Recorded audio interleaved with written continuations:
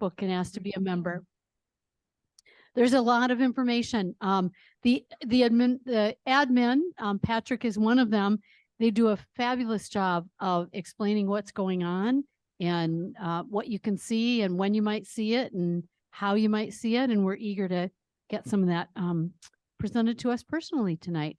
So before I say any more, Ted, you have a report for the group?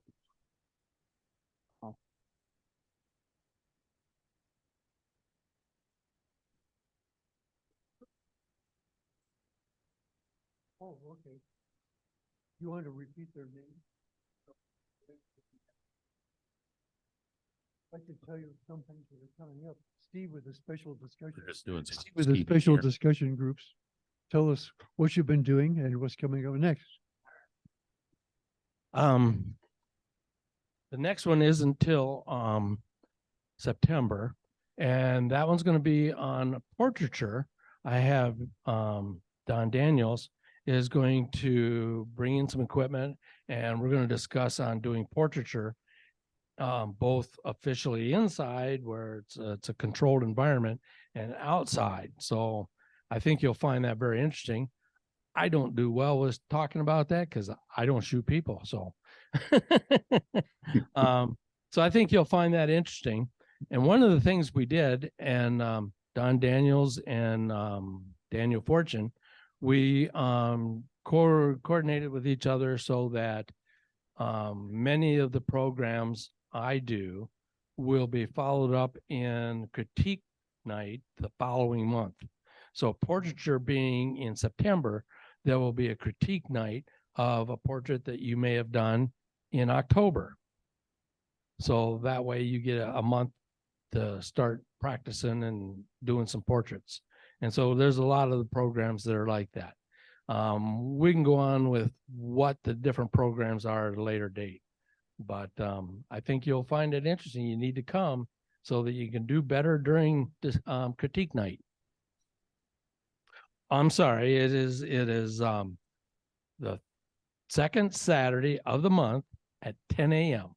And we usually go till noon, and it's back here in the back in the kids' room. They have this type of screen that we project on. So, and everybody needs to discuss. It's a discussion group. Yes.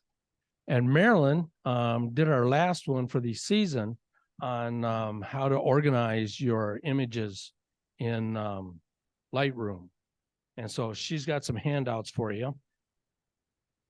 Much time for, and it went 2 hours and there wasn't much time for discussion, unfortunately, but I had some handouts left, and so some of them have disappeared already, but I'm going to put them on the table back here. Just help yourself.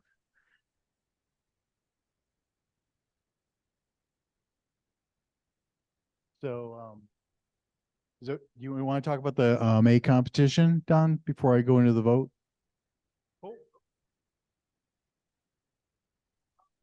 No, you're not, because it needs to go on to the people that are. Okay, for those who need to know, we're still running the competition. We need people to vote. We have 24 votes in right now, but we need more.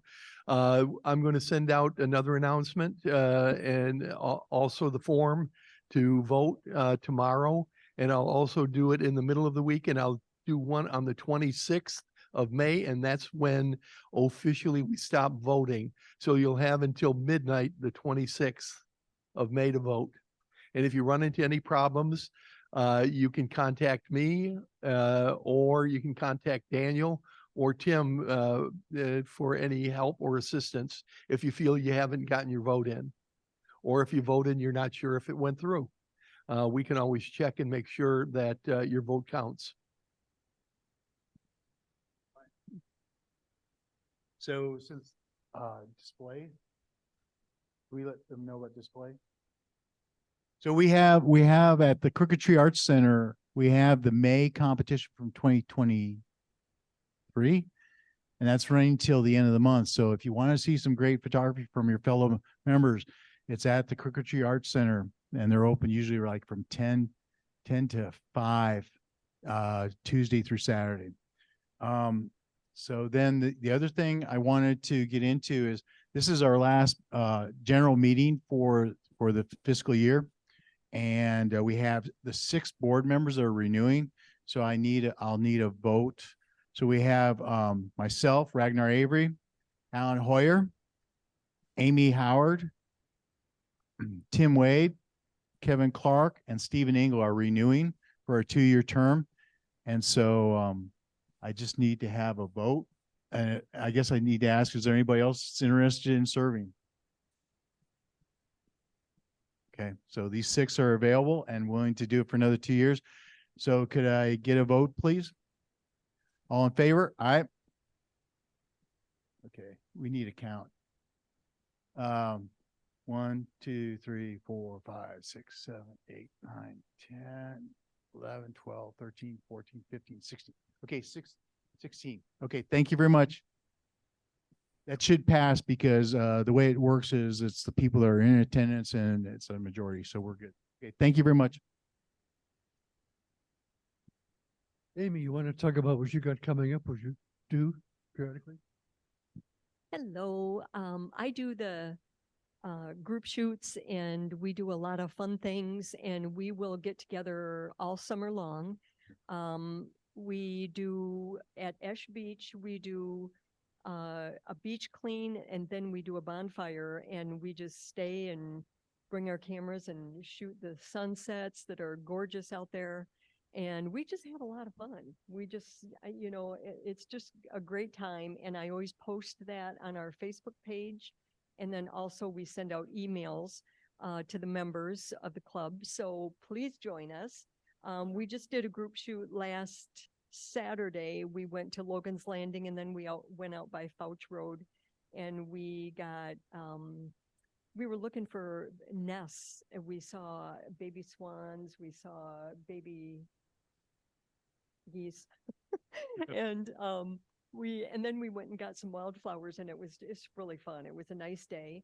And so we will be doing stuff. I'll be posting things. So keep a look in your email and watch our Facebook page. Thank you. Does everybody get emails? If not, talk to Kevin. He'll get you on the email list. Thank you to Carol for all the programs that you have been arranging. And you have more coming up next year. That's correct. The 3rd Thursday of the month, right here, and our first one for September is scheduled. We've had Charles Needle the last couple of years, quite a creative photographer who's based out of Colorado, and he and his wife will be presenting in September on phone photography, which is kind of a skill that we've tried to cultivate in members to try something. So that will be the first one in September and more to come on those. And before we get started tonight, I just wanted to mention the 52-week project that Rochelle Stark is organizing. If you're on Instagram, you can join. If you're not on Instagram, you can create an Instagram account and join. And you will just find it at Traverse Area Camera Club on Instagram, all lowercase. No spaces. And every week you can just post to your own page something consistent with the theme and tag the camera club. And if you have any questions about tagging or joining, just stop me afterwards. But this week is week 15 and the theme is fill the frame. So you interpret that any way you want, fill the frame. Next week, 16 is a roll of 24, texture, music, wabi-sabi, and then week 20 is new technique. And by then, Rochelle will be sending out another email with another set of topics for you. So with that, again, welcome. So glad you're here.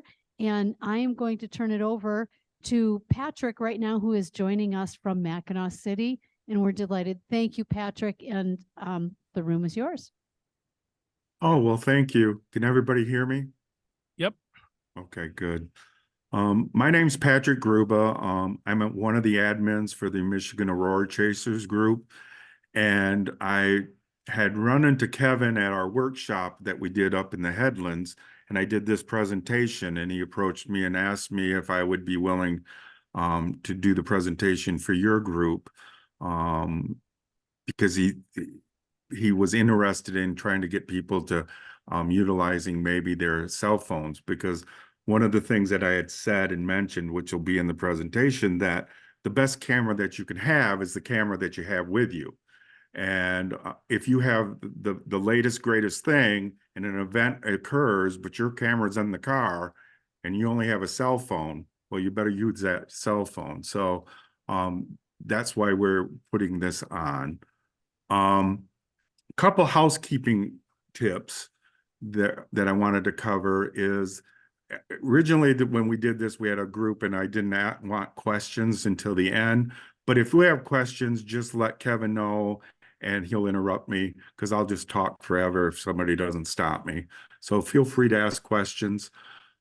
You can be writing on taking notes, but this presentation is in a PDF that I've sent to them and they will be given to you. So all the links that you'll see in the PDF in the PowerPoint will be active on that PDF so you can utilize it. But anything I talk about, that won't be in there, so you can take notes on that, but you don't have to really worry about writing things down. Unless anything I state otherwise, what we're talking about is long exposure at night with the iPhone. And it's all geared around Aurora from my perspective. The presentation that you're going to see is it's in our guide section on our page.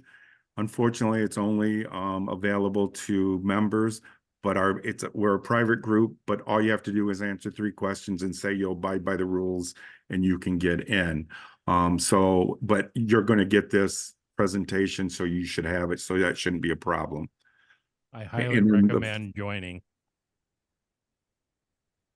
Thank you, Kevin. No pressure on that one. No, I'll pay you later. okay. The group just broke 100,000. So Yeah, 100,000 back on Friday. We're now at close into 110 over the weekend. It's just gone crazy.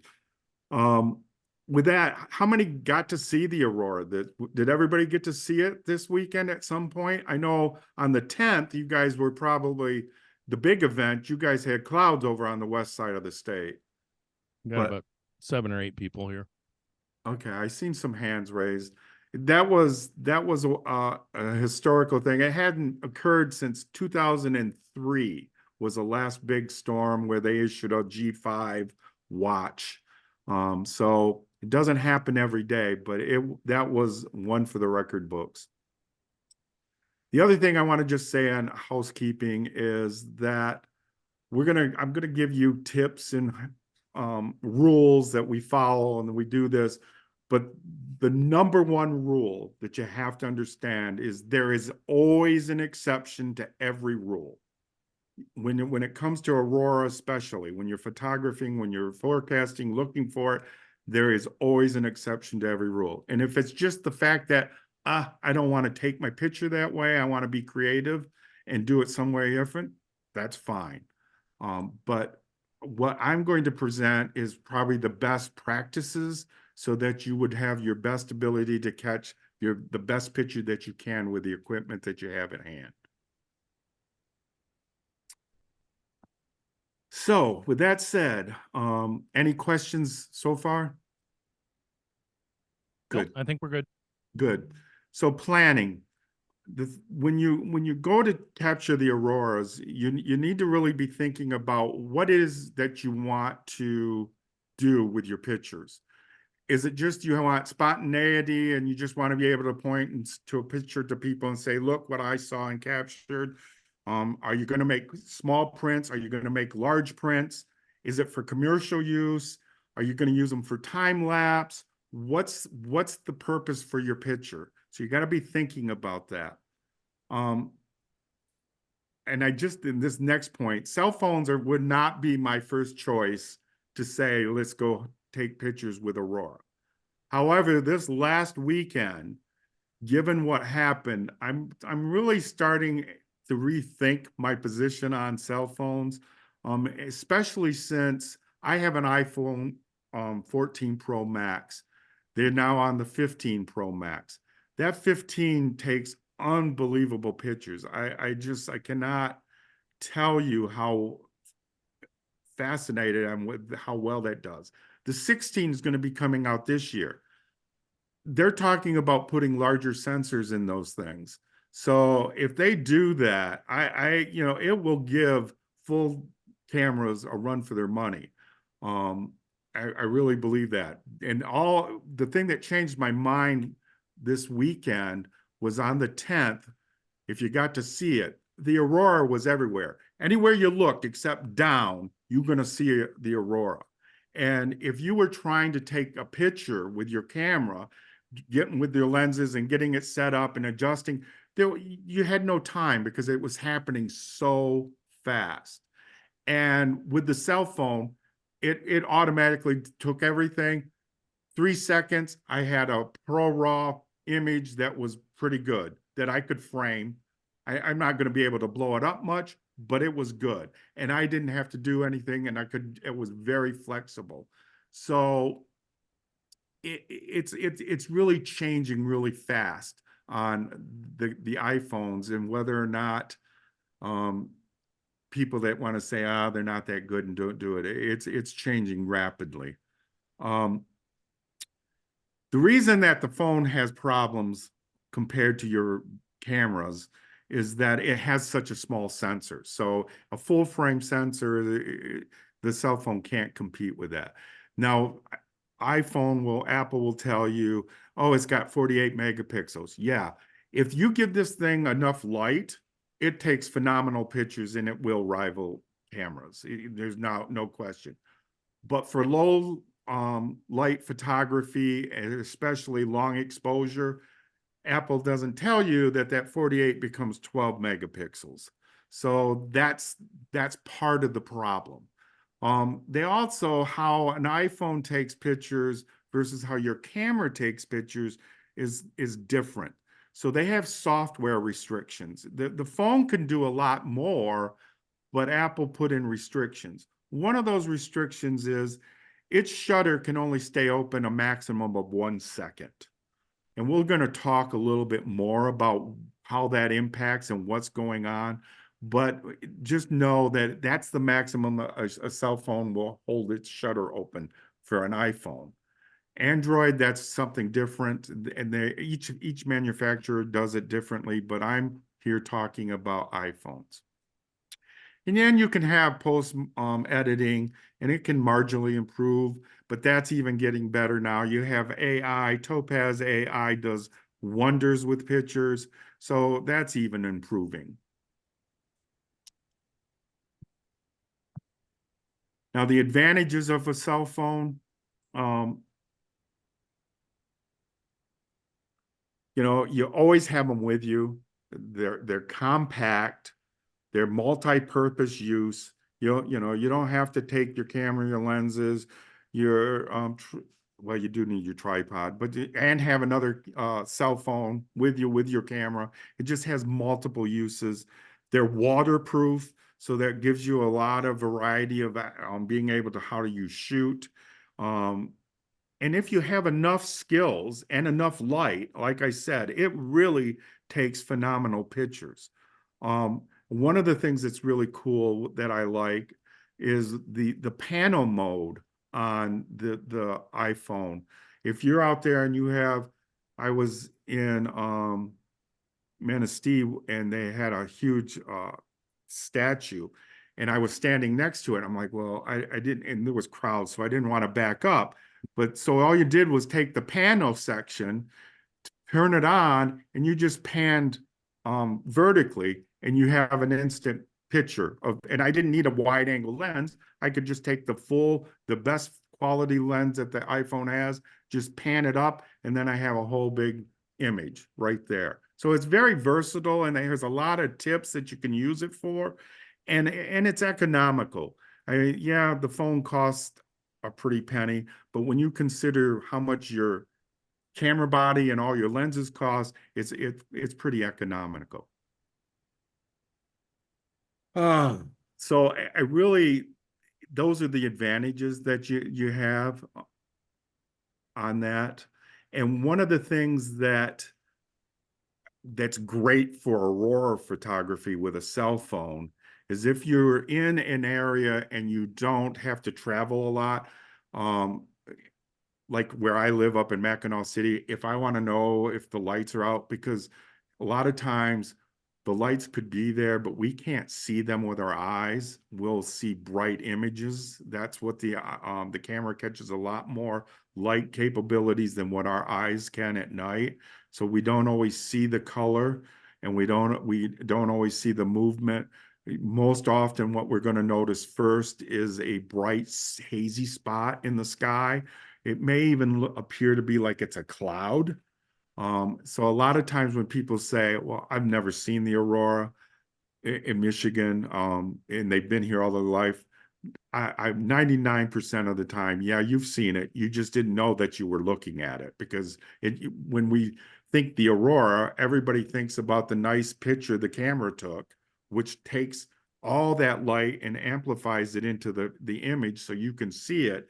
And it's a lot stronger than what our eyes can see. So we don't pick that up. Now, unfortunately for you guys, on the 10th, if you didn't leave the west side, that storm was so intense and so strong. Yeah, there was color, movement, everything. You could see it all. It was like you were in Alaska. That it was that good. But the good with a cell phone, you can just go out there and you can take a quick test shot to see, because you're not really interested if it's going to be a high quality image. You just want to know if they're out there. So it's really good for that. So before this last weekend, I would tell people, if you want to get more than a hobby or more than just a passing, hey, I caught this, this is this. I really don't recommend cell phones. I would have recommended a camera, but I'm quickly changing my mind on that.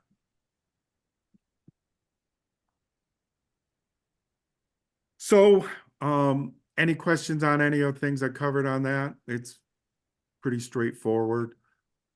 We're good. The iPhone night mode function.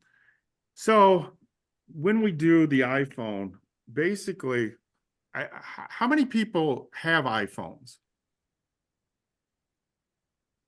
I'd say about Several. quite a And how few. many have Android? Okay. about the other third. The other third. Okay. So iPhone, the Androids, they have a little bit more that you can do with them versus what you can do natively with the iPhone. With the iPhone, basically, there's a little switch here. You want to make sure that's on. If it's dark enough, you're going to get a view down here. And there's this little symbol Yeah, that's, can you get closer? Yep. yeah, it's difficult. Right down here is it's like a crescent moon with waves in it. That's the night mode function. You just click that on, you slide it, it's set to auto. It will automatically take what it thinks it needs, but you can adjust it.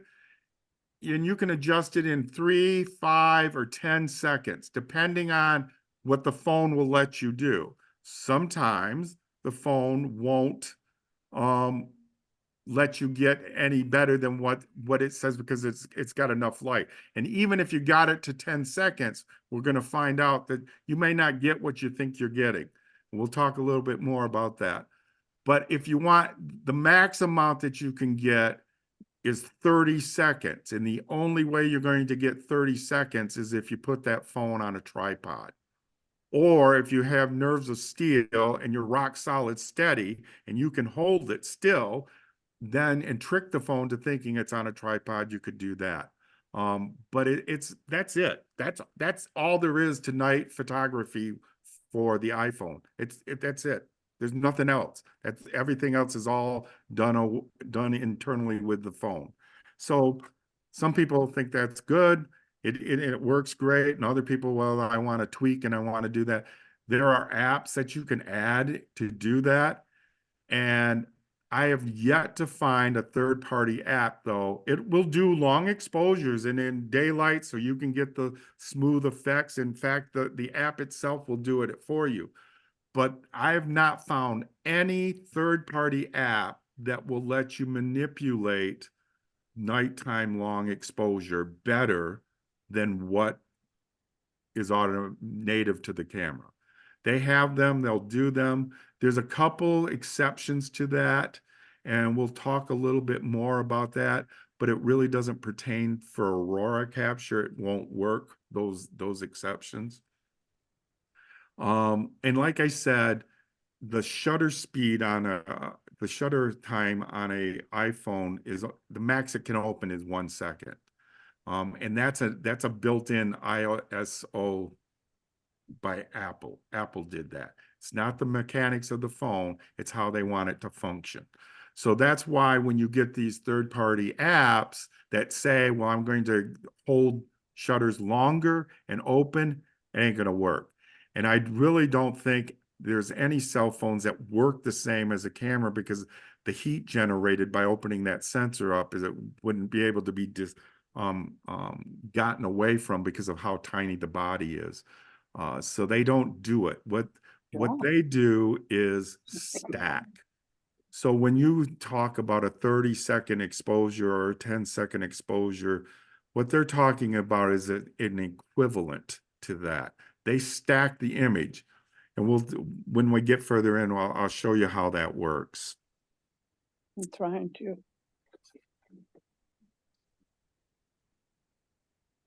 The other thing I will tell you, that if you want the best picture quality that really looks good, you need to have a lot of space on your phone, and you want to use the Pro RAW settings on the phone.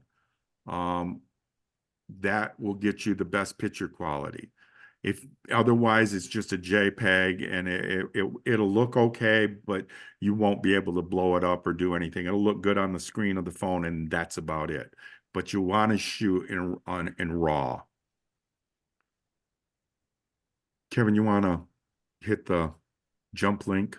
There you go. Sorry. Oops, wrong way.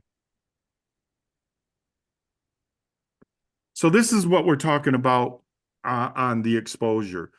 I don't know if you guys can see it, but on the first screen, I took this picture with night exposure and I let it do it auto, and it says it's a 3-second exposure.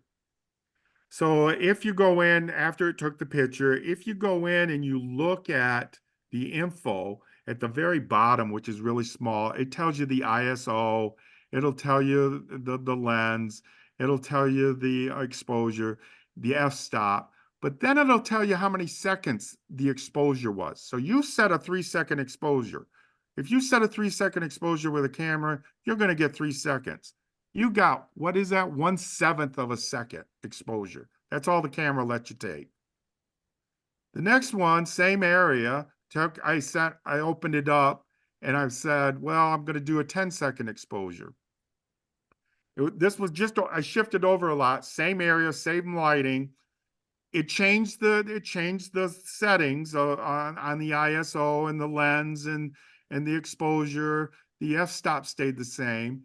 And the camera said, I see you want 10 seconds. Tough. You're only going to get 1/7 of a second, because that's all I think you need. And that's what you got. That's the downside with Apple. How they program their phone is that no matter what you tell it to do, it's going to say, well, I'm going to give you what's the best exposure. It really makes it rough to overexpose it, because it will do that. The other one here is a closet shot. I did a 10-second exposure and it gave me a 2-second exposure. So it took 2 pictures and stacked them together and gave me it. The other ones, it didn't even give me, it just gave me one quick shot and that was it. It did all its manipulation. So then we come to the granddaddy, the 30-second exposure, and you set that in there, and it's on a tripod, and you set it off, and the phone will count down 30 seconds. You would think you're taking 30 seconds, but this 30-second exposure was 10 seconds.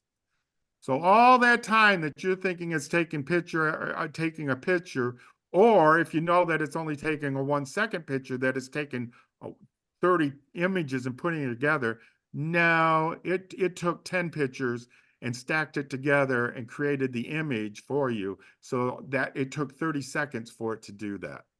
So that's how that works.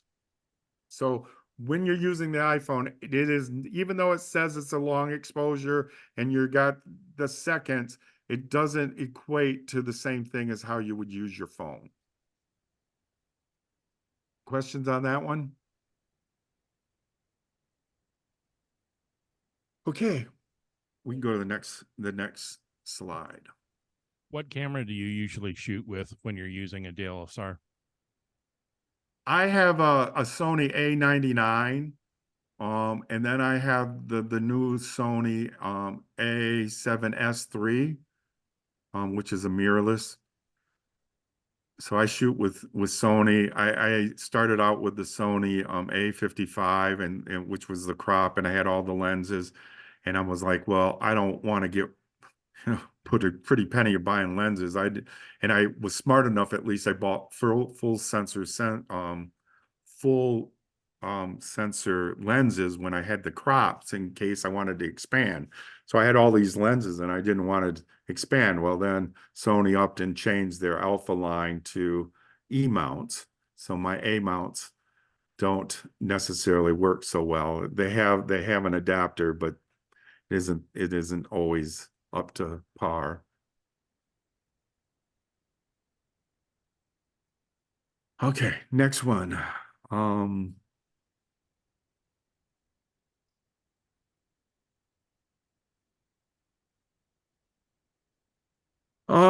This one, so the new Sonys, they have the wide angle lens, they have the standard lens, and they have the intermediate telephoto lens.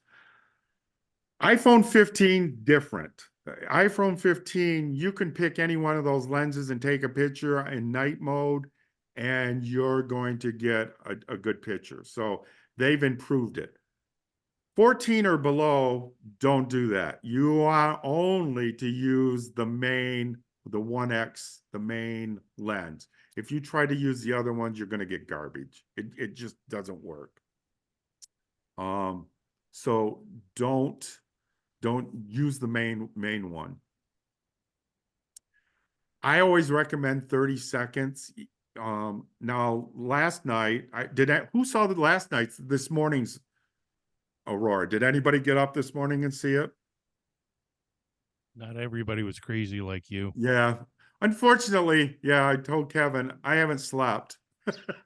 I started watching last night and the moon was bright and I seen them that they were on the horizon. I didn't say anything to the group because it was just after tonight, nobody wants to see a little fuzzy pink and green spot on the horizon to say, oh, look, the lights are out. So I didn't say much. But as the night progressed, it built up, and I could see there was a definitely green band, and small pillars started to form. And then we found out that we had been blindsided by a CME. It's a coronal mass ejection. But that's the stuff that comes off the sun in flares and that hit our planet that produced the aurora. And unbeknownst to anybody, this CME came out of nowhere. We don't know where it came from. We missed it completely, and it just hit us. And so we knew that we got hit, and we knew that the polarity of the CME looked good, favorable. So we knew that there was a potential for great aurora probably around midnight, but it just takes time to build up in the atmosphere. So at 4 this morning, bam, they were out there, and it was beautiful. It wasn't overhead, but it was pretty up in your face, and there was multiple colors, kind of the colors you see in the screen right there. There was, but a lot thicker bands. There was a lot of the greens and the blues and the pinks and the purples and yellows. It was phenomenal. And so I was out there, and I was really stupid. I should have slept, but I'm a glutton for punishment when it comes to capturing the aurora. So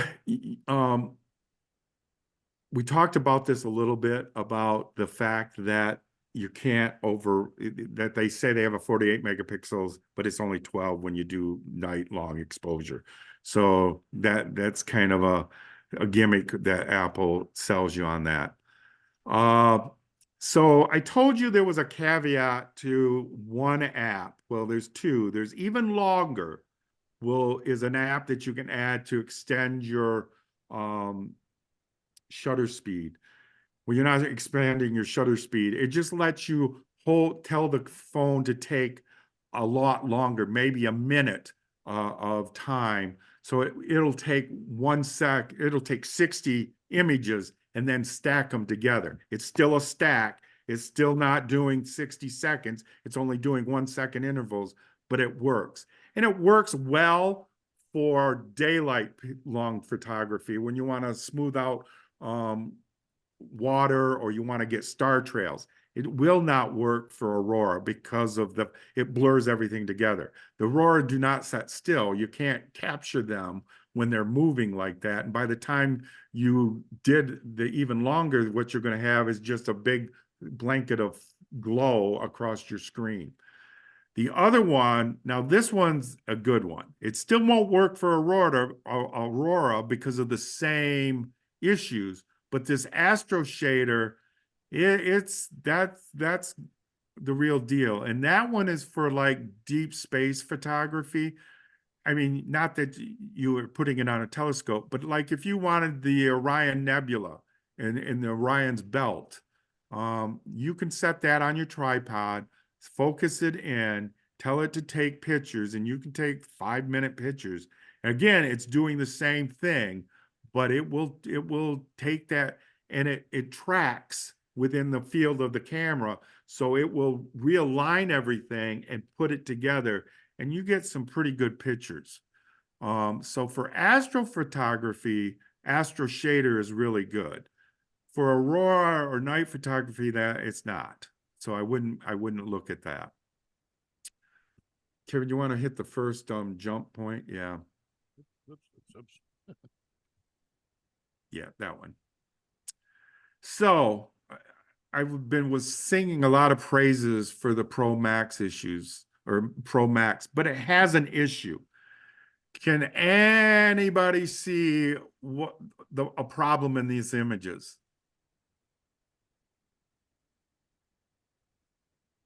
No comments. No comments. So when they launched this product, only under these conditions, you have to be in a 5x zoom. You have, excuse me, you have to be using RAW, and then you have to edit the picture. If you don't do any of those things, you're not going to see this. But if you do those things, look at the top of the picture. You want to see that band that goes across them? No matter where you're at, you're going to get this band. And there's a problem somewhere. Now, Apple wants to point fingers at Adobe, and Adobe wants to point fingers at Apple. So once they slug it out, somebody's going to fix it. But as far as I know, it's still not fixed. But it only happens when you do these conditions. I just want to mention it. Otherwise, that phone is great. We can jump back. So I gave you a bunch of different links for YouTube channels that talk about even longer Astro Shader.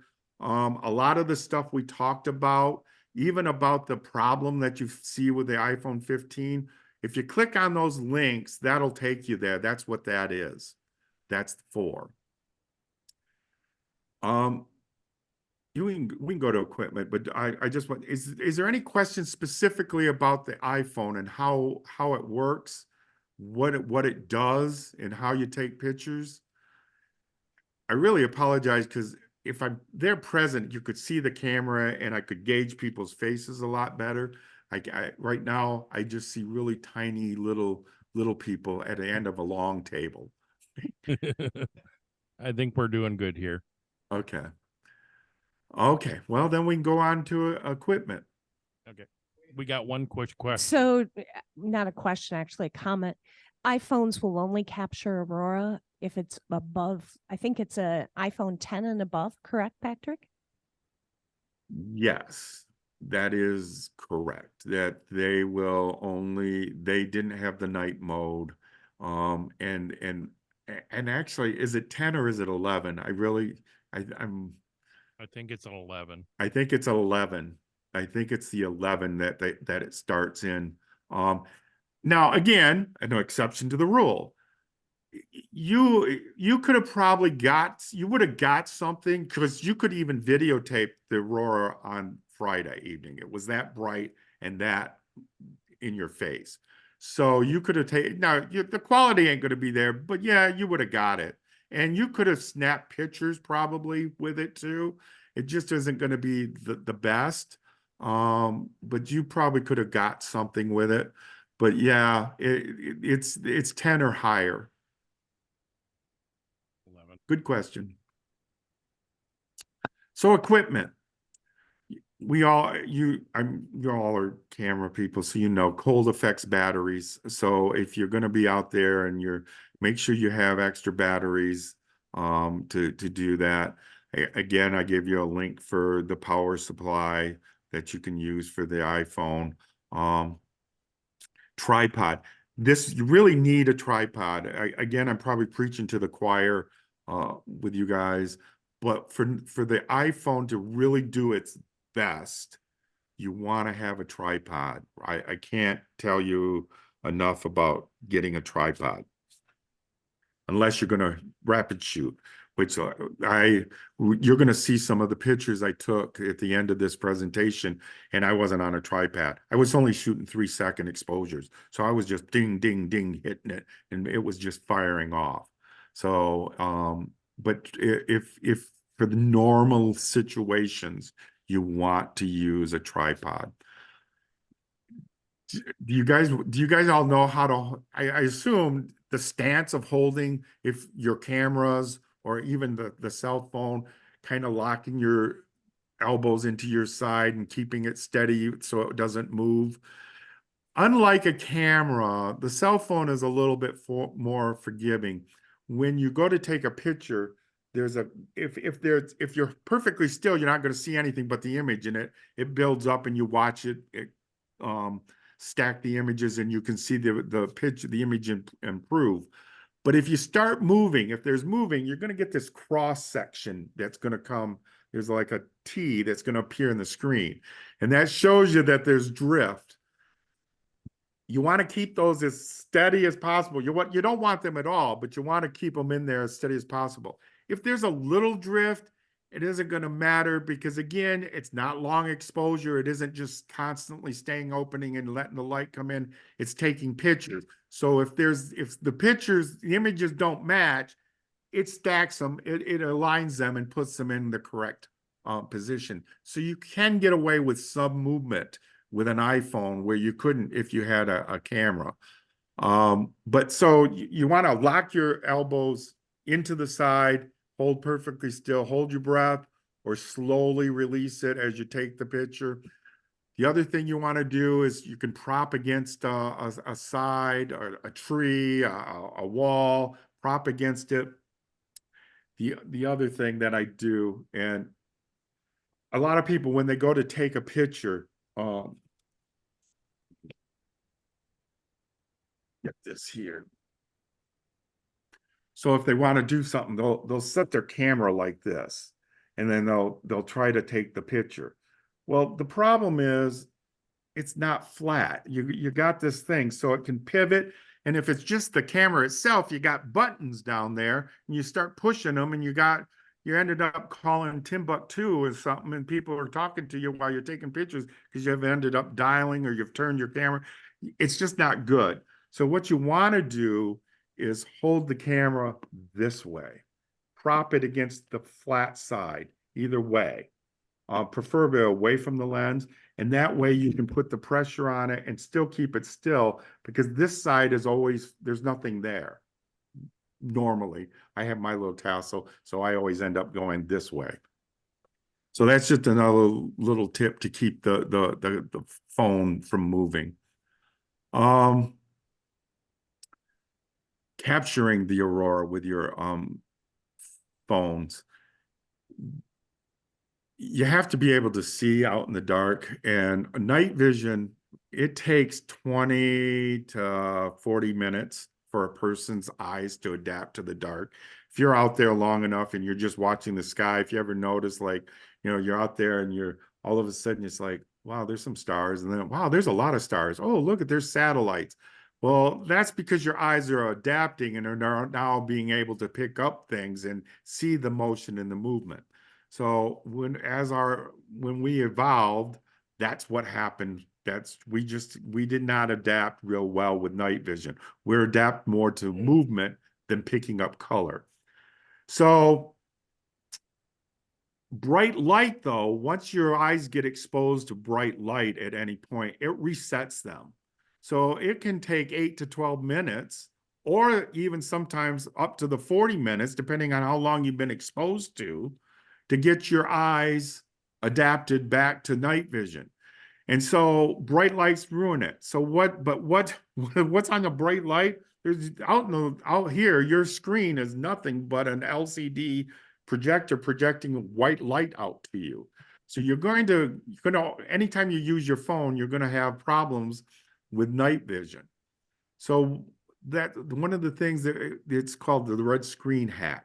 And what like on mine's set up so if I push 3 times on the side, I don't know if you see it turns red. So now I have a red screen cross through it, and I can look at stuff. I can read stuff. Now you're not going to be able to do pitching editing and know a lot, but I can still read. I can still see on here and be able to do what I need to do and save my night vision. Again, I'm preaching to the choir.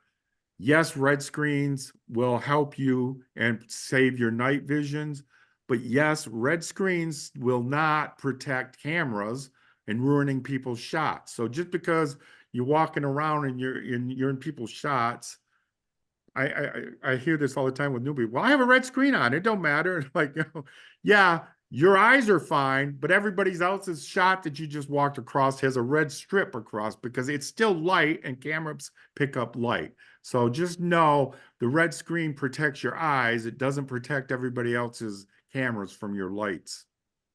You want to go to are people interested in this, or do you want me to just skip that? How to set this up? Go for it. So if you want to click that the jump point next to it. So just go ahead and click the next, click. Yeah, there you go. So when you go into settings, you'll go onto your phone settings. If you guys want to follow along, you have it there, feel free. You go into settings, you hit accessibility. Then under accessibility, it's going to say display and text size. Then from there in display, you scroll down to where it says color filters. You turn it on. And then over there, it'll pop up and you make sure that's on. And then you pick the color that you want. Pick red. Pick a red tone. Push it all the way to the hue and everything. I push the sliders all the way to the right. And there you go. And now your screen's red. Now in the presentation, everybody was doing that. And then they're like, okay, I said, well, now you have to pay me $50 because now you have a red screen. I'm not going to tell you how you get it off. But you just would go back through and just, you have to turn it off. But then there's another way. So Jim, or Kevin, you want to jump back? So when you see mine, I didn't have to go through all that. I'm just pushing 3 times, triple tapping on the side of my phone, and I can turn it on and off. Sometimes. So the next thing you want to do is you would go back into accessibilities, go to accessibility shortcuts, and then you can pick, there's a whole bunch of stuff in here. So it doesn't just work for here, but you can use it for a lot of different things, setting things up.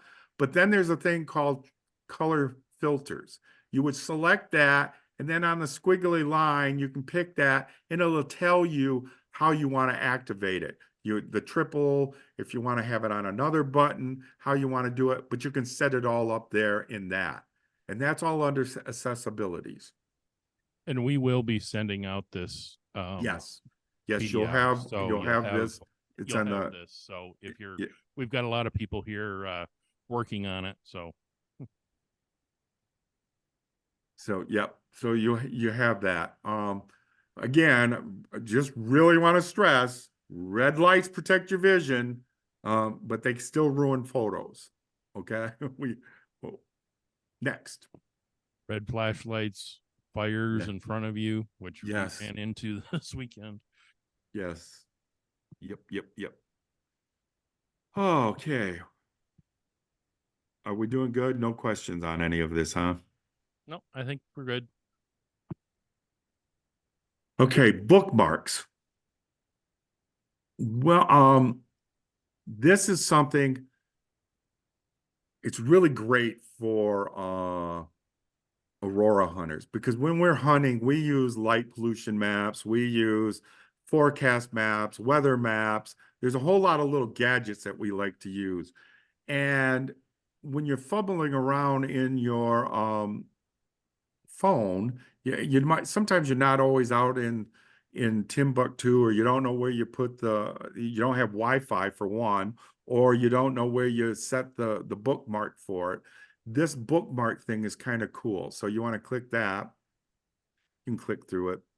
So we have these different things, like Aurora is always put in UTC time, Universal Time Coordinate. And basically it's a scientific thing. You have to convert it to your location. For us, when you see UTC, if it's outside of daylight savings, we subtract 4. If it's during daylight savings, we subtract 5. Am I good, Jim?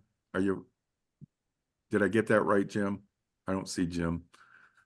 Last time I said it wrong and he was all over me. Jim's another one of the Aurora chasers on here. So yeah. So you can go in and you can go to the website, you can find the page that you like, and then you go in there and you go to say you want to bookmark it. And everybody knows how to bookmark it. When you're on the website, that little looks like a little notepad with an arrow. That's what you would click on. But then what you can do is, instead of putting it in your web browser, there's this thing down here that says add to home screen. So you hit that and you get the next thing and it'll say add to home screen. And then you can type what you want at the top. You can give it a name and you hit done. And what you get is this little thing on your home screen. So now you don't have to look for anything. You can just push that button and it will open up the web page for you. And you can do it to anything, web pages, documents, it doesn't matter. So if you want short things to do like that, that's how you can do it. The bookmark is specifically geared for web pages, but I'm going to show you some other ways to do it for anything. Again, how to add that. There's a link. There's a 1,000,001 hacks in there of setting up your iPhone. That's just one that I've used, but you have a plethora of stuff in there to look at. So the next thing we're going to talk about is shortcuts. It's very similar to bookmarks, but it isn't just limited to web pages. You can do like what we talked about where I triple check the thing. You can do shortcuts to it of the color filter can be on a button. So all you have to do is on my screen, when I go to Aurora hunting, I have this thing called red filter. And I just touch it and touch. If you've seen it, I touch it, it turns it on. I touch it, it turns it off. That's through a shortcut. So it's the same principle. You just go, you have to get this, it's built into the iPhone. It's called shortcuts. Look on, and if it's not there, make sure you just have it turned on in your settings. but you go in there, you look for shortcuts, you turn it on, and then one of the things is like you can say set color filters, and then you put it in, you go in, you set it all up, and then when you come, you'll get this option here, and you can then the good thing about shortcuts, with a bookmark, you're stuck with what it gives you. Shortcut, you can make your own little pictures, put your own little twist on it, and make your own little icons. So the sky's the limit on how you want to do that.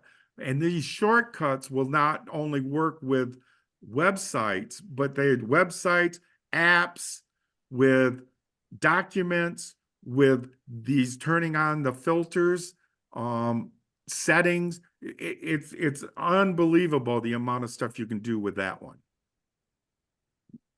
I You wanna- forget which version of iOS this came in, but not all. If you have an older Older phones, iPhone, right? this Right. is not on there. Right. If you can, but if your phone can update to, if you're able to update, then you're able to run it. If your phone though says, if they say, hey, you got to have a modified update for this, or you can't get any more updates, yeah, no, it's not going to run it. Okay. I'm trying to think if I covered everything on that one. Can we go back farther? Keep going.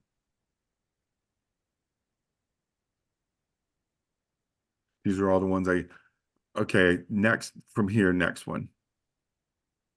Just skipped, yeah. This one. This one's a very good one. So your note app, and understand everything I'm saying is iPhone, but Android has its own similar versions of this. So if you hunt around on the site, you're going to find, because when I did it at the first workshop, Android users said, yeah, we knew that, we had it, they were all familiar. You were behind the times. iPhone just got that. You act like it was all new and we were way ahead of you. I'm like, okay, yeah. But with my iPhone, I know what the picture I'm taking is what I get. With an Android phone, you don't know what AI is created for the images on some of those new phones. So it's there on all of them. You can get them across. Any phone will have these things, but on the iPhone, the Note app, this is really cool because when you go to a web page that you want to read, and like maybe it'll tell you the steps to take Aurora, what you need to know. If you're out there and you're like, oh, that's on the web page, and you're out there and you're trying to get to it out in the middle of the UP and you have no Wi-Fi service, and you're like, oh, what was the steps? I forgot what they were. You're out of luck. You're not going to get it. But if you're at home and you're on that web page and you highlight everything, just select it and highlight it, and then set copy, and you go to notes, and then you paste it in notes, you're going to get a pretty clear duplicate of that website. And you're going to get usually most of the pictures will come over. And more importantly, all the links come over. So now, if you don't have Wi-Fi, those links aren't going to work, but you're still going to be able to read. But if you have Wi-Fi, so you've got now the web page on your phone, and you can link and do whatever you want.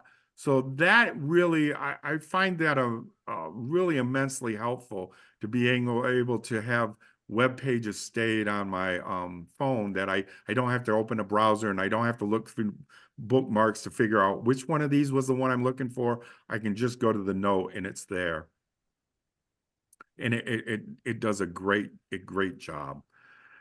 Dealing with the UTC, Universal Time Coordinated. I told you can go and get apps and you can convert it, but for us, the easiest thing, if you go into the world clock on your iPhone in settings, it has a UTC conversion already in it. So you just set it up, and so it'll tell you. So like if you look at that one, it's 11:32 a.m. in the morning in Detroit, and you have the UTC. Well, the UTC for that is 3:30 in the afternoon. So again, it's 4 hours behind, or UTC is 4 hours ahead. And it's real simple. So that's how you would use that. Okay, next we can go back to miscellaneous. Basically, this is just finding our group. Well, you know, there's many groups out there. If you're in the Michigan Aurora Chasers, you can use any of these tags. And we have a lot of things on camera tips, camera guides, locations, all that's in our group, but you have to be a member of our group to get it. So unfortunately, you're not going to, and even this one down here at the bottom for Samsung phones, we have tips on that too in there. You still can't get it because it's in behind our in our group. So, but it's free to join, doesn't cost you anything, plenty of information, and then you have benefit to get to all this information. But I will tell you, YouTube is your friend. Go to YouTube. That's how I've learned a lot of what I've done is just watching YouTube videos. And the good thing about YouTube videos is that you can watch it and pause it and replay it and watch it again and go back and forth. But everything under the sun you can find under YouTube. And really what's even cooler is, especially when you have a multitude of phones, you know, somebody has the Samsung, I have the iPhone, but then you have the Google Pixel, and then you have there's even another one that's out there that I don't even know. It's an off-brand. You can go in and find a tutorial that works specifically for your model or your type of phone. And that's great. That's cool. Again, all this stuff, we can just blow all this stuff we can find. Now, editing software, that will give you software. It's a YouTube channel telling you how to do it for the iPhone. Locations of stargazing, that's outside of our group. That'll link you to that stuff. What's the next one, Kevin? Say that again. What's next? The next, again, here's a bunch of information. So let me ask you let's first, is there questions about the iPhone or any of that, what we just covered? How the hacks, the tips, is there any questions on that? Not seeing anything. Okay. Doing a great job. Yeah. Did you make sure that their eyes are open? I can't tell. I only hear a couple of people snoring. Okay. So that's it for the iPhone. Now, do you want, I don't know what you want as far as if there's some things that you want to know about Aurora. Go for it. Huh? Go Go for it. for it. Okay, because I'm not Melissa Kalin, who is the founder of our group, and she does all our forecasting. I do pick up some stuff about it, so I'm familiar, but I'm going to give you in kind of layman's terms that if I was in scientific circles, people would be scolding me saying, oh, no, that's not the term, or that's not right. And as Kevin and I were talking about, I just say, so at the end of the day, when I see the Aurora and you see the Aurora and we both got there, that's all that matters, right? So I didn't say the term right, but we both got to the same point. That's good. That's all we need. So here we go. That's just so you know, I'm not a professional. I'm not a scientist, but I know enough to get us to get to see the Aurora. So you're going to see this kind of image a lot. You're going to hear about KP, KP4s, KP6. It's a scale that measures the strength of Aurora. The problem with that scale is everybody then has been geared and ingrained to say, oh, I got to have a KP4, I got to have a KP5, or I have to have a KP6 to be able to see the Aurora. And it's not really it doesn't work that way. The KP is good for an historical point of view. So you want to know what's the night look like? Hey, is there a chance for them to come? What's been happening? That's what the KP is. The KP is a 3-hour planetary average of the strength of the Aurora in the last 3 hours. So when you see KP, you're seeing, if you see a 6, that's not what's happening right now. And that's not what necessarily is happening in your location. That's what the strength was 3 hours, an averaged over 3 hours prior for the entire planet. So really don't use KP. We get excited about it and from a historical, but for forecasting and say, oh, KP6, I need to get out. No, don't. There's other things you need to be looking at. When this map that we see over here on the side, what the K, that is the average in a specific spot. So you want to find K, but how they do it is there's certain cities spread out over the entire globe that get picked, and they have magnetometers that measure the strength of the magnetic activity in our atmosphere, in our magnetic field that the Earth has. And that's how we gauge where the aurora are. But so you're going to hear G1, G2, that's the strength of how bad the storm is. That's probably a better indicator. That's a step up from that. So, but what you're going to find is a G1 storm is a KP4. A G2 storm is once you hit a KP5. And then it just kind of progresses up. When a G2 storm hits, the entire state of Michigan will be able to see aurora. So if you hear there's a G2 watch out, you want to be taking notes. You want to be aware that, hey, aurora could be present and we need to look at other factors. What we had on Friday was a G5. And so people were seeing it. They saw it all the way in Hawaii. People saw it in Hawaii. People saw it in Florida. It's crazy. That's an ungodly powerful storm. But so you want to look at the category of storm. That's what we're looking for. The other thing to get is you really need to be part of a group. You don't have to join our group, but any group. But when I say that is make sure you know what the group is about, because there's many aurora chasing groups, but some is in it for the science, some are in it for just the pretty pictures, and some of it is getting people to be able to see them. That's kind of like what our group is, and it's geared more towards beginners. We cover the wide gamut of people from beginners to professionals, but we're really trying to get people out to be able to see it. So make sure you research the group you want to join to know what they're about and what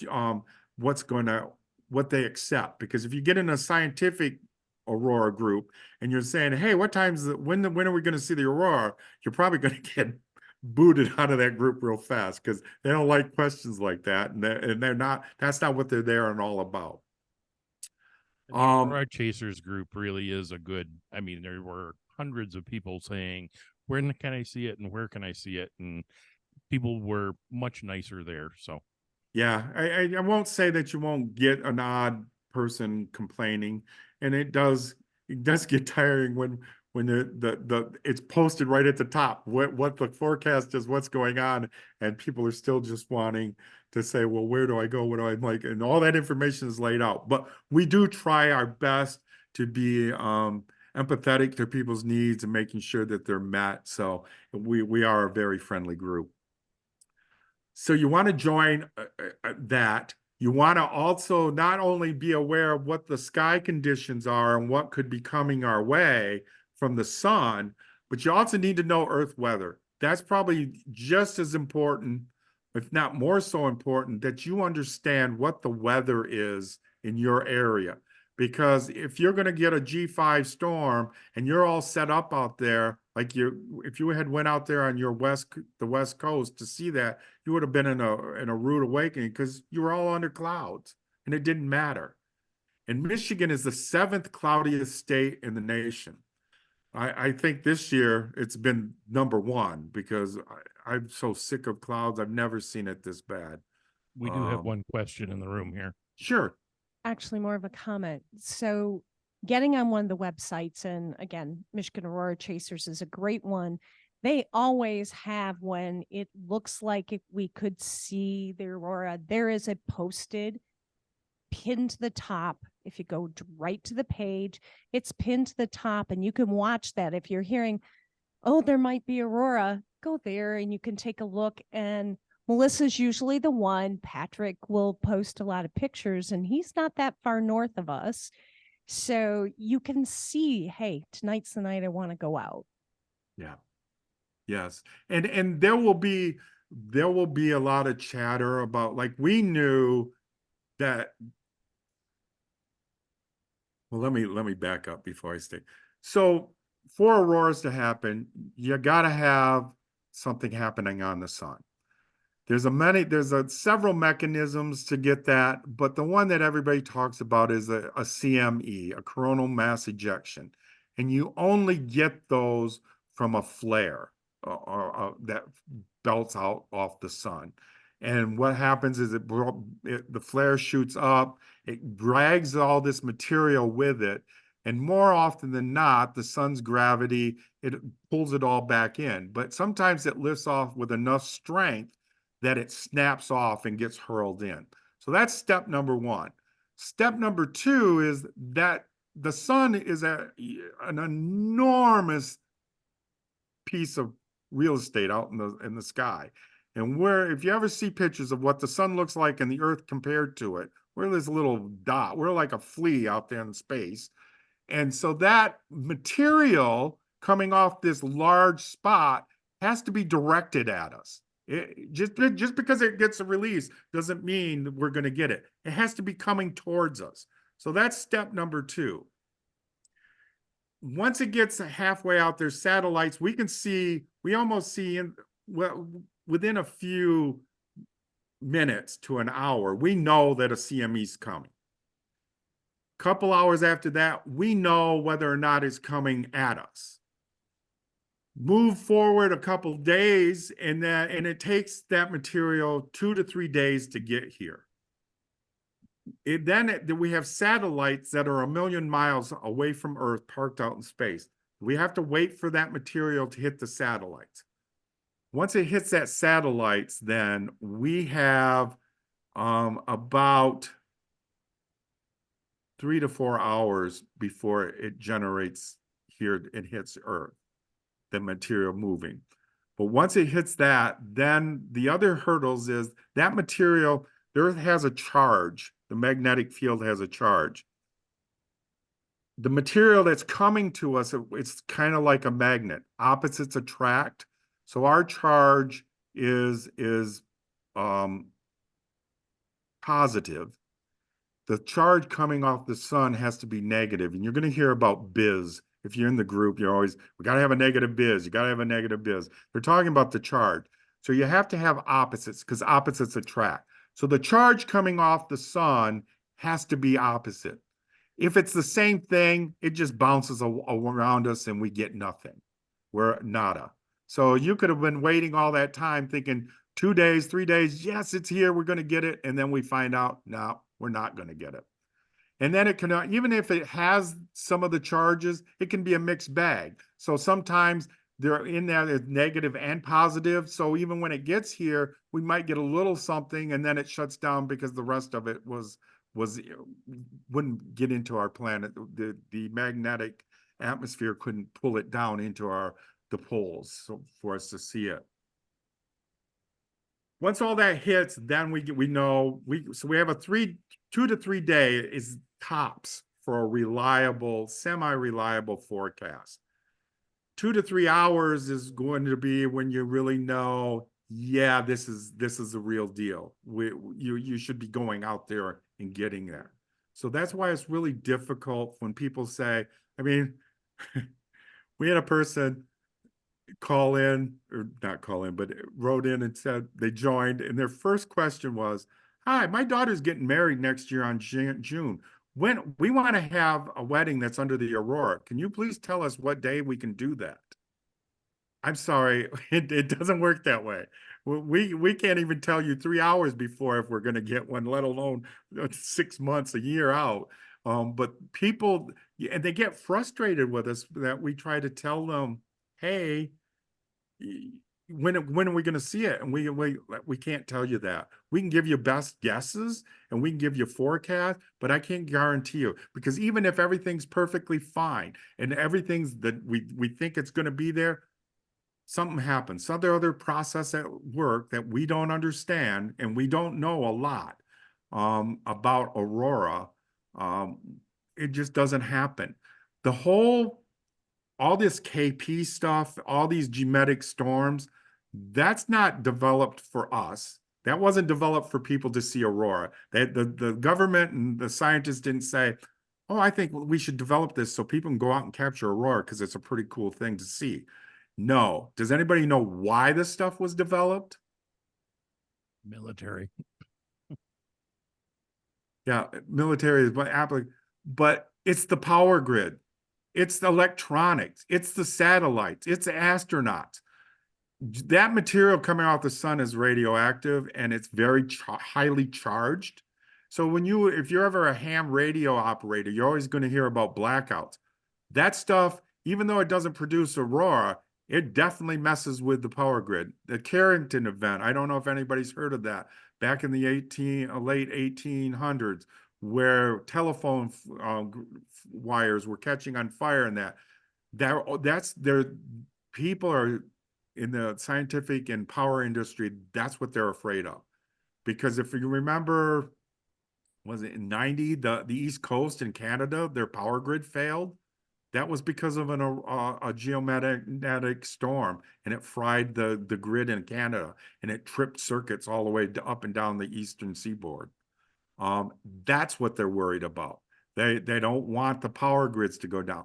So everything is geared for that, because there would be a lot better ways of getting this for us to be able to see, no, we could low a lot quicker, but we have to work within the real estate that we have. And that real estate is geared for infrastructure, not for the pleasantry of seeing the aurora.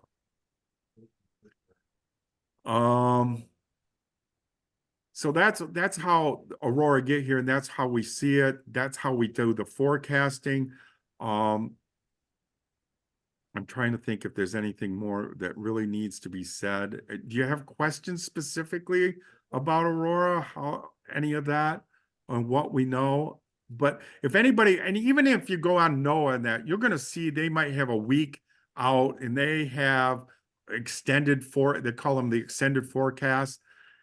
Those are not very reliable, and they're based upon what's been happening in the sun now, that if it kind of projecting that's going to continue to happen, but it's also based on historical data. So maybe last year or the last 6 years, on this date, we've had storms. That extended forecast takes that stuff into account. So that's where that comes from. And again, it's not reliable. It's something to look at and say, that might be a good place to look, and maybe be around that day, start looking. But it isn't the time to be packing your bags and setting up your lawn chairs out under the night sky thinking you're going to see aurora. I had a thought too that just popped in and popped out that was important, but it'll come to me. Is there any questions? I think we're looking good here. Still looking good. Okay. Oh, I hate Half the that one. crowd sleeping. Huh? Only half the crowd sleeping. Half the crowd? Kidding. So these images on the bottom, all those were taken with the iPhone 12. So they were all iPhone, and so we've gone 2 images there. So you can see they're not bad. You can look at them, but they're blurry. They're not, but it's a good representation of what happened. You can say, people would look at that and say, oh, wow, that's pretty cool. But you're not going to win any awards with it, and you're not going to sell it. But that's what that is from the iPhone 12. I wish I could. So here is this is from the night of the 10th. This is the 14th, 14. So these, again, there's some not the best quality, but it's a usable print. You could get by, and you could, if I was tweaking it a lot better, there's still more things you could do with it. And I will say that this was taken over in Sheboygan on the east side of the state, because we had clouds up here too. Where my location is, where I take all, I couldn't see them. So, and they had clouds over there. At this little roadside park, though, when I was driving, I was trying to get someplace else, and all I could see was clouds, but there was this huge hole in the clouds, and it was right next to this park. So this is where we pulled out. And as the night progressed, though, what looks like banding in that, there's some banding in that image, but a lot of it's clouds. There was a lot of fuzzy clouds and humidity driving through, but you can still see the images. So it was a great night. So there's that. The next, and then this was off my deck. That's a picture of me that I used for, like what you saw for your the post of this presentation that I took on the iPhone. I stuck it in there just to show you that the phone does great when it has light. This is in their portrait mode, and there's a lot of things you can do with it. It's pretty cool. It's a handy feature. The others are Saturday. I think Saturday I took these pictures. No, not Saturday. Take that back. Sunday. This is Sunday night. Just off that, you have the moon and the aurora. And the moon one, I like that because I'm not a skill. I take pictures and I know a lot about it to do it, but I don't know enough. And I have these unbelievable moon settings where the moon's there, the aurora's there, and trying to get them with a camera is nearly impossible to make sure that the moon is in focus and you can see it, and yet the aurora is in. It's hard, but the camera, you just put it and it does it. I mean, it's a little overblown, but you know what that is, and I like it. I think it works. And this is again from the 10th again. Again, they're zoomed up, so you can see when you don't want to zoom them too much, but as just a small print net, they were pretty good, and I was happy with them because I had my other camera taken on my Sony the A7. I was videotaping, so it was videotaping. And I wanted to make sure I had some pictures, so we were snapping them with the cell phone. And it happened so fast. I had 3 or 4 other different cameras, but I didn't have time to set up. Like I said, and the iPhone was really helpful to be able to capture it and see what was happening and what was going on. And like I said at the beginning of the presentation, you can have the best camera there is, but the camera you have with you is the best camera that you got when something goes down. Because if you have that $30,000 camera and it's sitting at home and you're out in the field and you see the meteor or you see the auroras, and you only have an iPhone, I wouldn't take it, well, oh, I got an iPhone, damn, I ain't gonna take a picture because it's crap. I'd be taking a picture. Next one. So this I threw in because Carol, my presentation was all about the iPhone, but I know you guys are, a camera club and you use full frame cameras or crop cameras, but a regular camera. So this app we have on our page too, and I like it because it has everything under the sun that you need to shoot the Northern Lights, and it gives you a pretty decent explanation of what it is. It even gives you some settings. And what I really like, though, is the 2 setting sections at the bottom, yep, right there and on there. Because the aurora are not static, well, usually not static. There are times that it can be. And so when it's static, then that opens up a whole lot of ball game of things that you can do. But they're dynamic and they're moving and they're waving. So, and sometimes they're moving really slowly, sometimes moderately, and then sometimes it's just really fast. And so this one also gave you ideas of how to do your settings depending on how fast or how slow it's moving. Honestly, again, you guys probably know more about shooting with a camera than I do. I have them, but I'm all self-taught and I'm still learning about it. But this is great. This cheat sheet is I really highly recommend it. The only other thing I will say is wide angle lenses. If when you talk to people, especially people that sell prints and everything, that's all I hear is, oh, you need a wide angle lens. You need a wide angle lens. So I went out and I got one. And I was disappointed because where I shoot off my deck.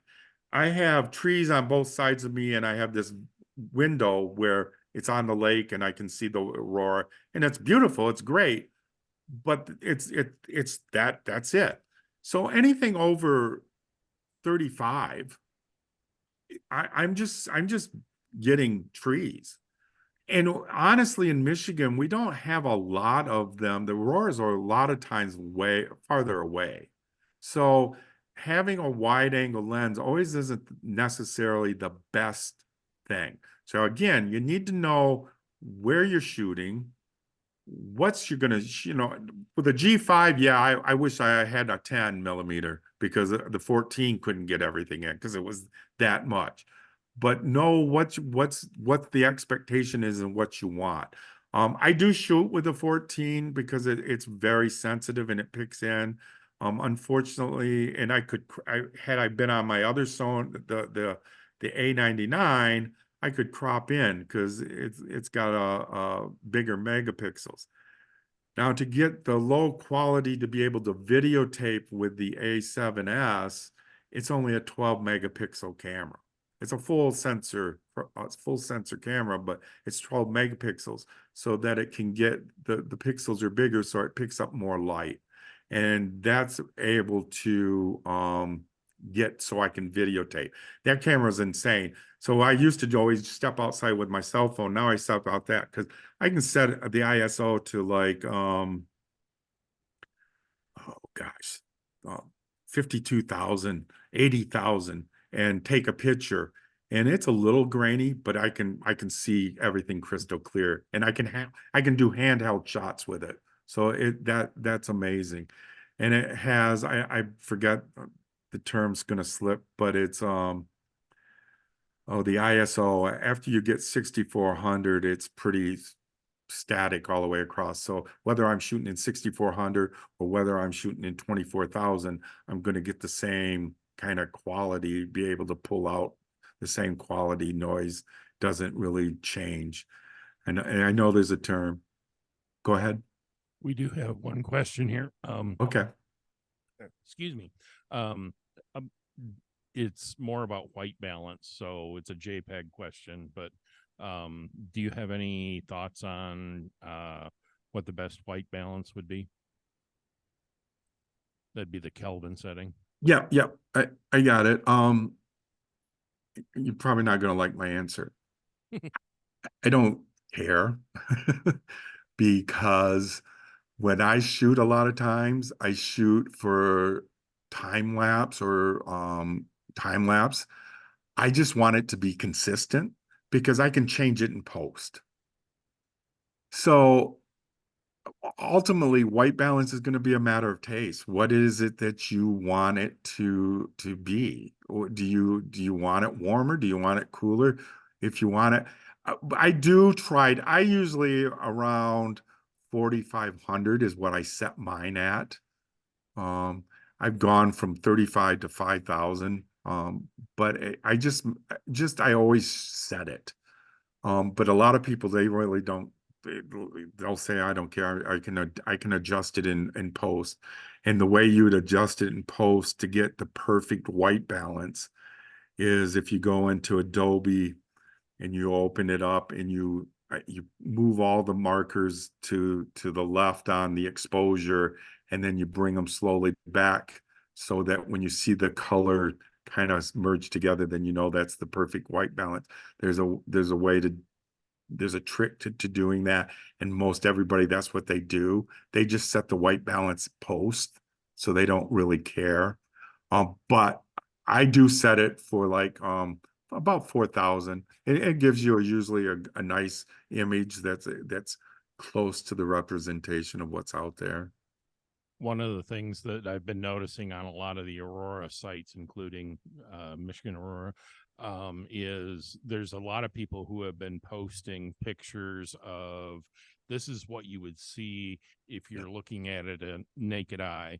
And then, you know, then this is what the raw picture is. And then this is my interpretation, which is setting the white balance and setting Yep. all the other settings. So Yep. there's a bunch of people out there that are doing that right now, which I think is really helpful for people to understand. Yeah, and I have a video on my YouTube that I posted to the group that shows that, so that people can see, because there's this core group that thinks if you don't see the aurora with your naked eye, you know, you haven't seen the aurora. Taking them with the picture with the camera, that really isn't the aurora. And I beg to differ, it is. It's just you can't see it, but that doesn't mean that's not what's there. And sure, you can adapt it and you can change it, but you can also get pretty much what you saw out there is what it is, or what you, if you could see it, that's what it would look like. So each their own. It can be just your audience just really needs to know when you do your picture is this is where I think we get, because people look at it and if they start pushing things out there and it's not representative of what was real, but they want to make it out like that, well, that's fraudulent. That's not good. But if you're out there and you got composites, you have different techniques, and if you're telling people what you're doing or why you made that, this is art. I shot this for art, or this is what my representation of what I saw and how I want to look, or this is what I saw, or this is as long as you put that caveat on there, I every teach their own. It's good. And I don't want to come across flippant about the white balance. But it really doesn't matter, because you change it and adapt. It only becomes important to me is that I like consistency, so I can equally, but even then with things the way it is, you can just adapt even if everything was shot differently and put it on auto. Usually I don't recommend everything should be manual. I don't recommend auto on any of it. Use manual on everything, and have it set that way. One of the other things that I've noticed is that white balance is sometimes camera specific. Yes. So like if I'm Yes. taking drone pictures and I'm mixing in Yes. phone pictures and camera pictures and that stuff, knowing the difference that my DJI drones typically Yeah. need to sharpen and do Yeah. different color settings to make it Yeah. consistent. Exactly. And yeah, it does. And even the Aurora itself, I have Wise cameras, security cameras that I take a lot of that pick up the Aurora. It was a $35 camera. I get in time lapses of the Aurora. Now, am I going to win National Geographics? No, but you can see what's going on, and if it's bright enough, it's pretty damn good. I put it out there and see it. It's in the group all the time, so it's good. It's a $35 camera, and they're the same camera, but you can be 30 yards apart at different angles, and you will think you're looking at a different Aurora sometimes, because just that. I've been amazed at like, that doesn't even look like what I just shot. Luckily, I know like features that I'm like, well, that's that, but that ain't how it looked over that way. So the Aurora itself is dynamic, and it changes. So yeah, that's why a lot of times you'll see people like, especially the blues or the purples. Some people are going to get purple. Some people are going to get blue. Some people are going to get a magenta or a red. And then with the red, sometimes you're going to get red, or sometimes you're going to get pink. And that's all because of how the camera adapts and makes it. Absolutely. That's why I try to always shoot in RAW, because it's so dynamic in that. If it's a if it's a static shot where like on Saturday where it was just constantly green, you only had really green and maybe a little bit of blue at the top, red, but it was basically green. JPEG's fine because you don't have a lot of change. It's just green out there. Everything's green. But RAW is the best way to shoot it because there's so many different variations. And then you have if you don't want to use all that data, you don't have to use it, but it's there. Any other questions? Did I get everybody for what they want to know about the Aurora? I don't want to, I mean, it was billed kind of like Aurora. So I want to make sure I answer. If there's any questions, I'll be glad to answer them. If I didn't cover something that you want to know, if it's in my wheelhouse, I'll definitely answer it for you to the best of my ability. Carol, you got one question coming up here. Hi, it goes back to the forecasting, and you mentioned about the negative needed to be stronger. Is that I looked in my forecasting stuff, the apps I have, there's something like a BZ. Yep, that's the biz, negative And biz. you want that to go higher or lower?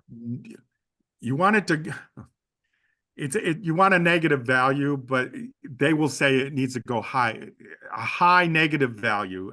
High negative it's value. counterintuitive to math. It's not math. It's more on a graph kind of thing.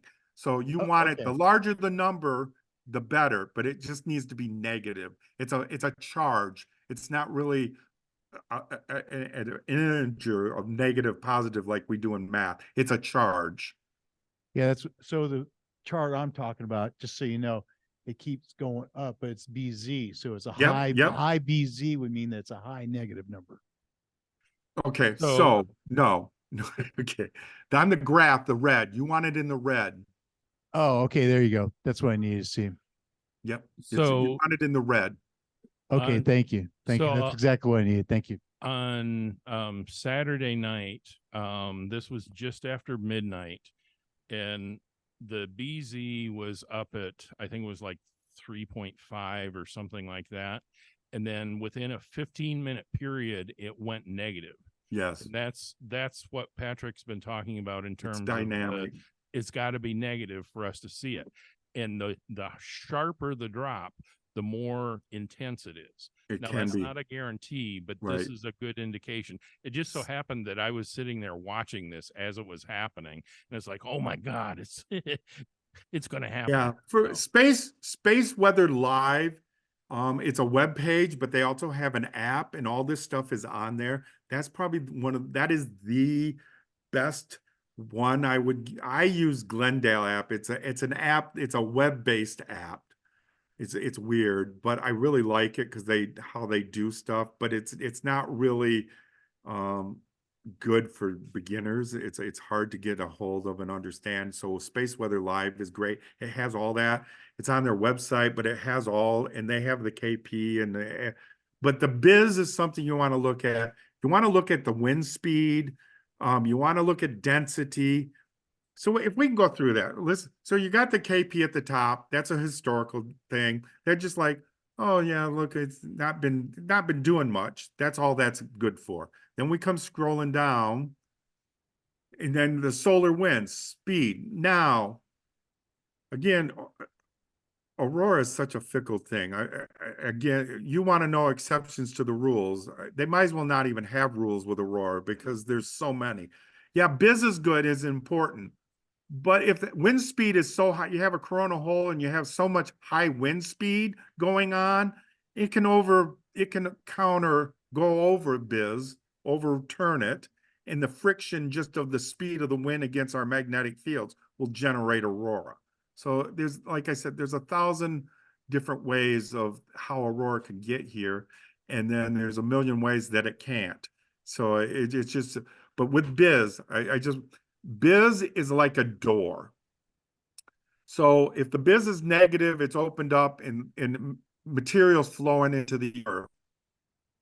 Once biz starts getting positive, that's the door's closed. So material can't get in.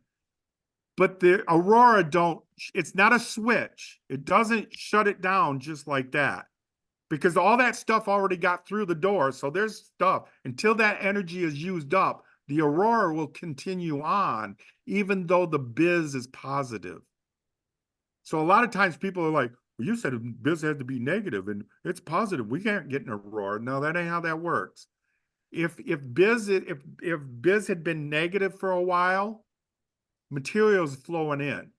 If biz goes up and down, back and forth, flipping, that door's swinging open, shut, open, shut. Material's still getting in. So Aurora can still happen. Then you got density. That's how thick the higher the density. You want Aurora winds, you'd like to have things over 500 or above. Density, you'd like it up over 8 or 9, closer to 10 or higher, the better. With anything, the higher the number, the better it is. With biz, though, it's the higher the negative value, the negative side of that equation. Interplanetary magnetic field, that's the charge of the field that's coming off the sun. That's got to be, again, the higher that is, the better it is for us. But that talks about the charge of the sun. The biz is the negative polarity and the interaction of what's going to hit us. And then I scroll, I guess it's up at the top, sorry. See the oval? It's a model and it's a representation. There's a better one. I wish let me get it. So let's just talk about this a little bit. So right now, you're not going to see any Aurora because this ovum is showing where, oh, yep. So that's the oval right there. And I'm trying not to get the glare, but that's a flat representation. But what the oval, they have it up here, and it's a green oval. It's where the aurora take place around the Earth, and it's oval shape, and it follows that path around. The wind kind of blows it, so it's an odd shape because on the day side it's pushed closer to the poles, and on the far side it dips, so it kind of oval. Michigan happens to be geographically great for the spot it's at, given where the current magnetic pole is, because of how that aligns. That dip seems to funnel into the Michigan. There's an image. I wish I could. Maybe I have it. That from the satellite that showed this view, and I don't know if you can see that, but that white, that's the aurora oval. That it was expanded so much that it dropped down, and it was covering New York, all that coming across, and it covered the entire state of Michigan. And that's partly because of how where we're geographically, that oval is always hitting Michigan at its deepest dive. It always hits Michigan. So that's how we get a lot of aurora activity down here, because of where we're located with the current setting of the geomagnetic pole. So that's a model. That's 30 minutes out. So what you're seeing there, it kind of they take these numbers and they're saying, okay, this is what the aurora look like currently. Green, that's aurora up in the horizons. Yellow, it's above the horizon. Red, it's overhead. Then there's also a dark shadow kind, and that you can see, again, that would be on the horizon that you would be able to see it when you look at that representation. And then there's another thing called geomagnetic power, the hemispheric power. It's an equation that takes in wind speed and throws it all together. I don't see it on there. I use the app, so it's I tend to use the app more than I do the web page.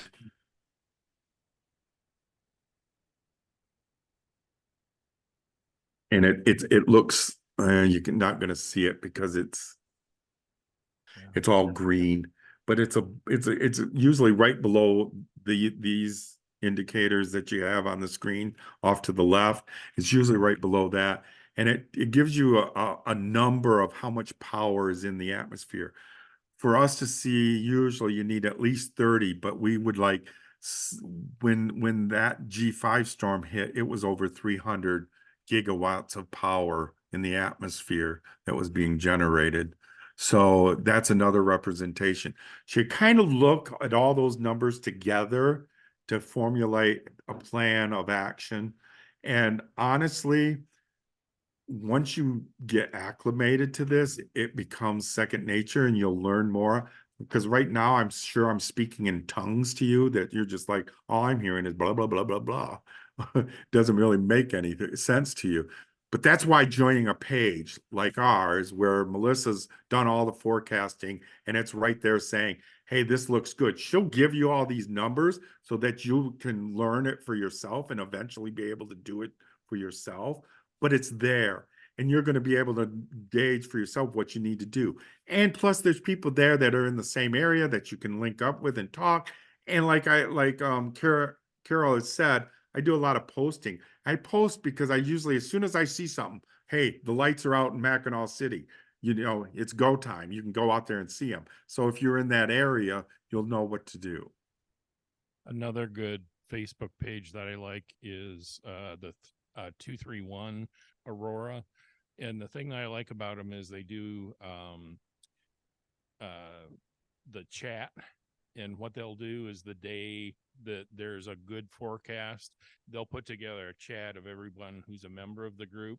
And the idea is that people start posting out there. So this weekend, there were like 10,000 posts on there because everyone was saying, oh, got to go see this here. And it's very nice because it's very specific to Northern Michigan. So you can see that, you know, in Charlevoix, it's better. And, you know, the things about clouds, moon brightness, that type of stuff. Yeah. And the how light or dark it is. So in Traverse City, you're not seeing it, but if you go out to someplace in Leland where it's darker, it's nice to be able to see that. So that's another good group to check out with. And it's good. I'm glad you said the moon. The moon, that's another thing to make sure you know the phases of the moon, because if it's low activity aurora, you're not gonna see it. It won't overpower the moon's brightness. So usually pretty much anything over, as it approaches half, once it gets to half, it's pretty much done for anything that you have to have a pretty decent storm. Now, yes, this morning and last night, it was pretty good. It over, and the moon was pretty close to half. It still was there. You could see it. But December 1st, did anybody see the December 1st auroras? They were really intense. And that was pretty much a full moon. I can't imagine what they would have looked like had they the moon not been full, but because they were bright and you could see them naked eye visible and you could see all the colors. And it was I think it was 98% moon. So you might as well say full moon. So you can see the aurora when there's a moon, but it just makes it difficult. And then when you do see it, they will be faded out. Well, Patrick, this has been great. I think, does anybody have any questions? I think we're good here. Very much appreciate what you did. And this was exactly what I was hoping for. This is the second time that I've heard this presentation with new information. And every time I hear Patrick, he's wealth of good information. And he does not take enough credit for what he knows. Yeah, well, I'm learning, so I'm just like everybody else. I'm just my own a hobbyist and take it up. But I would love to have you guys if you want to be on the Michigan Aurora Chasers. If you get in there, look me up. We're a very friendly group, but I really, whether it be us or another group, if you really want to shoot Aurora and get into that, get in with a group so that you would know what's going on. They could help you a lot. So thank you. Thank you. You get some sleep now. Yeah, it's raining. I'm not gonna, but now it's thunderstorms, so maybe I'll get some lightning.